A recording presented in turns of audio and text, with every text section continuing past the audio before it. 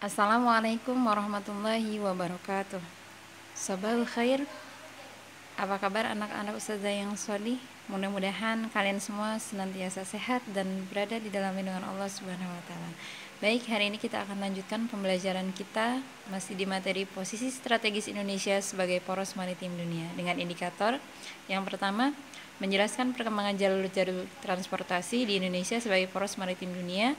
Kemudian yang kedua, mengidentifikasi jalur perdagangan internasional di Indonesia sebagai poros maritim dunia. Adapun tujuan pembelajaran kita yaitu melalui pembelajaran daring ini peserta didik dapat menganalisis, mengumpulkan informasi dan mengasosiasikan posisi strategis Indonesia sebagai poros maritim dunia secara jujur, bertanggung jawab, percaya diri, pantang menyerah, responsif, dan proaktif. Nah, sebelum kita masuk ke materi pembelajaran, Umi mau tanya, kenapa sih Laut Indonesia itu dianggap penting dalam perdagangan dunia? Ada yang tahu jawabannya? Jadi, Indonesia itu merupakan salah satu negara yang posisinya itu sangat strategis. Berdasarkan letak geografisnya, Indonesia itu berada di antara dua benua. Masih ingat benua apa saja? Yaitu benua Australia dan benua Asia. Nah, kemudian selain itu, Indonesia juga diapit oleh dua samudra, yaitu Samudra Pasifik dan Samudra Hindia. Nah, artinya Indonesia itu dijadikan sebagai pusat lalu lintas pelayaran internasional, yaitu pelayaran rute Asia Selatan, Eropa, Afrika, Australia, dan melewati perairan Indonesia. Nah, kemudian untuk jalur utama perairan Indonesia, yang pertama di bagian atas itu ada namanya Laut Flores. Ini dia. Kemudian ada Laut Maluku, kemudian Laut Banda, Laut Flores, dan kemudian ada Laut Jawa. Jadi ini merupakan lautan yang dijadikan sebagai jalur transportasi.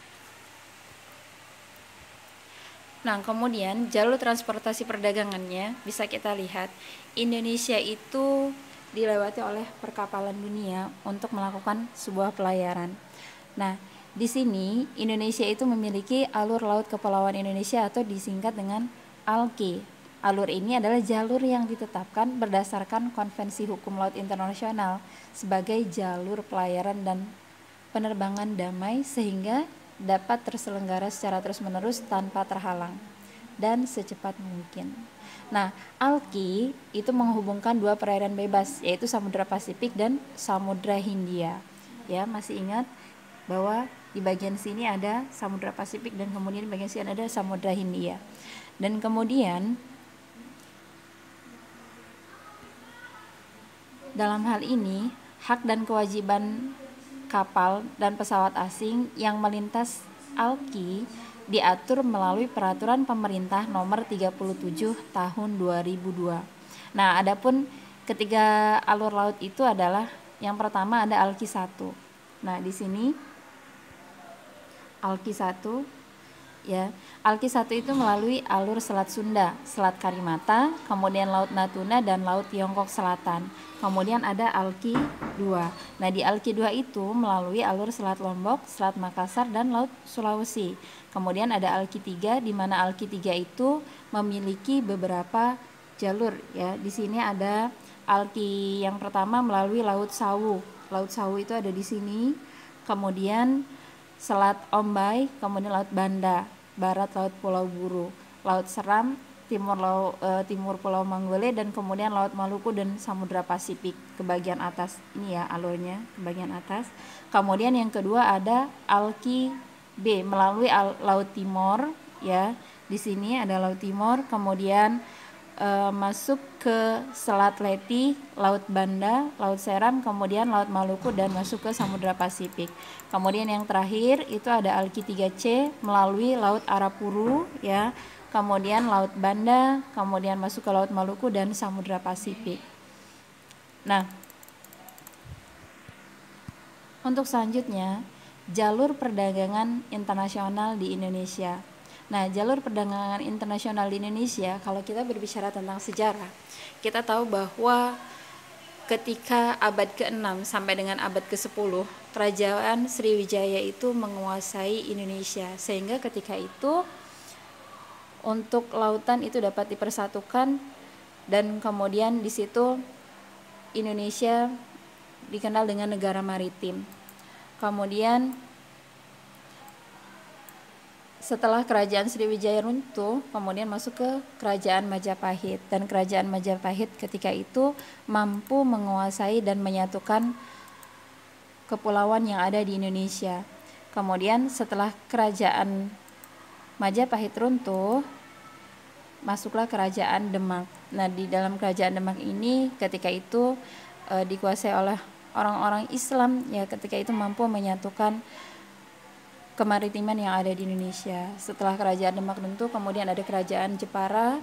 Kemudian setelah itu mulai muncullah POC, di mana POC itu mampu meruntuhkan sehingga untuk kemaritiman di Indonesia itu dikuasai oleh orang-orang Belanda.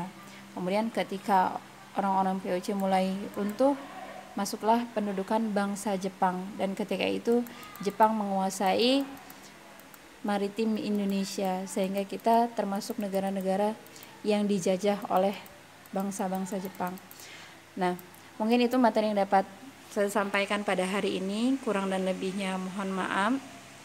Kesimpulan dari materi kita pada hari ini yaitu Indonesia itu memiliki titik-titik strategis yang dilalui oleh 40% kapal-kapal perdagangan dunia. Keempat titik strategis itu adalah Selat Malaka, Selat Sunda, Selat Lombok, dan Selat Makassar. Nah, berbicara tentang kekayaan sumber daya alam itu, kita memiliki sumber daya alam yang sangat banyak sesungguhnya. Tinggal bagaimana kita mengelola. Sebagai generasi muda, kita harus mampu mempelajari secara baik sehingga kita akan menjadi generasi yang bermanfaat untuk perkembangan Indonesia di masa yang akan datang. Pemuda hari ini adalah pemimpin hari esok, maka teruslah bersemangat untuk senantiasa belajar, buka wawasan kalian, tingkatkan keimanan kalian, dan tetaplah berpegang teguh pada agamanya Allah. Sekian, mohon maaf atas segala kekurangan. Wabillahi taufiq wal hidayah. Wassalamualaikum warahmatullahi wabarakatuh.